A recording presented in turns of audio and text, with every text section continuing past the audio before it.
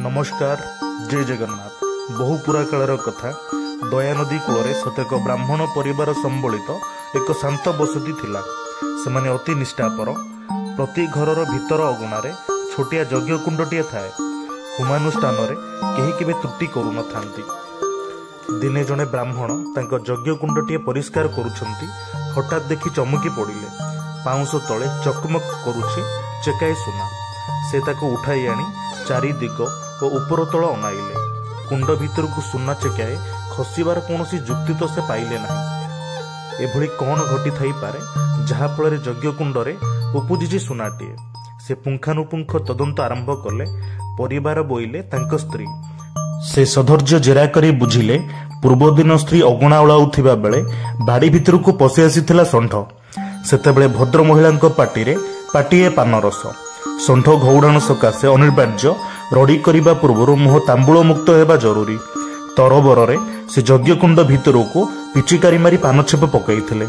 अरे मुढ़ा, तू एडे पवित्र स्थान को एडे सामान्य कारण अपवित्र करदेलु। सुनाखंडी हाथ में खेलाऊ खेलाऊ ब्राह्मण कहले।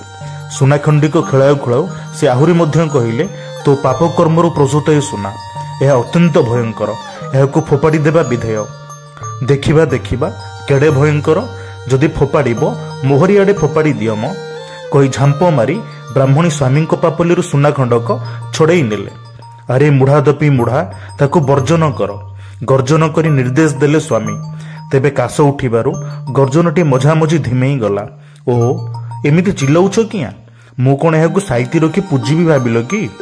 आउ खंडे पान पाटिरे पकई चली गले ब्राह्मणी। परदिन कुंड परिष्कार कला बेले ब्राह्मण बड़ सतर्क भाव पाउस अंडाली देखिले। चकचक करुथिला आहुरी चेकाई सुना। अरे मुढ़ा, तो पुणी से पापकर्म कलु? से पाटी करी पचारिले। ब्राह्मणी हसी हसी बाहरी आसी सुनाखंडी को झांपी नेले। से पिंधि थिले दुर्मूल्य पाट शाढ़ी। कहिले, तम पई पाट धोती मध्य बराद करि देइछि। परदिन भी ब्राह्मण पाइले आउ खंडे सुना। परदिन ब्राह्मण जनक यज्ञ कुंडरू पुणी पाइले सुना। तही परदिन भी ता परदिन भी ता परदिन भी मध्य। तेबे से स्त्री को मुढ़ा बोली कहिबारे त्रुटि केबे करंती नाही। क्रमे तांको कुड़िया स्थान रे ठिया हेला कोठा, गोधन, सेवक संख्या वृद्धि हेला एहिपरि। दिने जने गरीब महिला ब्राह्मणी को कहिले, भौणी, तम श्री देखि मो हृदय पुरी जाउछि। विधि तुमको केड़े भाग्यवती करिछि।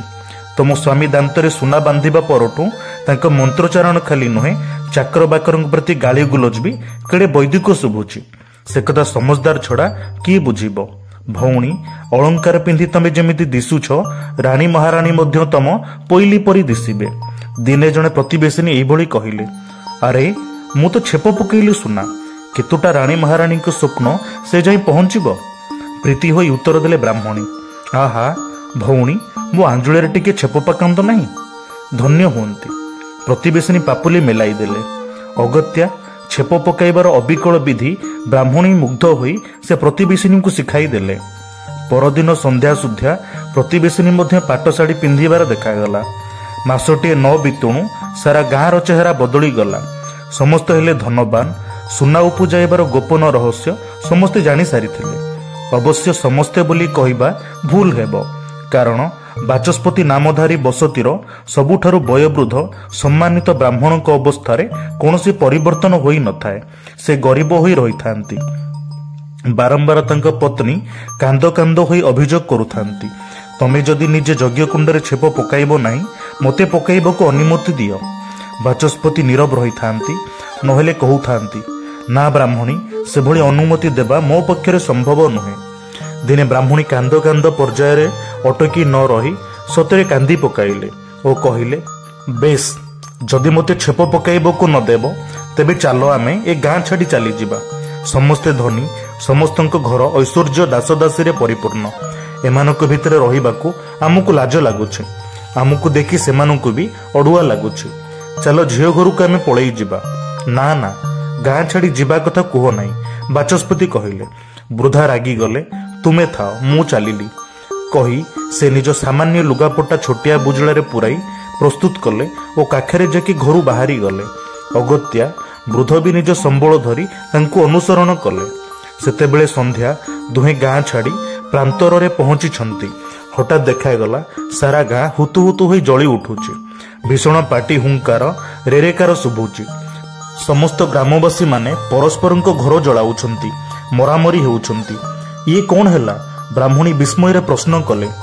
ମୁଁ ଏହି ଆଶଙ୍କା କରୁଥିଲି ବ୍ରାହ୍ମଣୀ, ସେଥିପାଇଁ ଗାଁ ଛାଡ଼ିବାକୁ ଚାହୁଁନଥିଲି।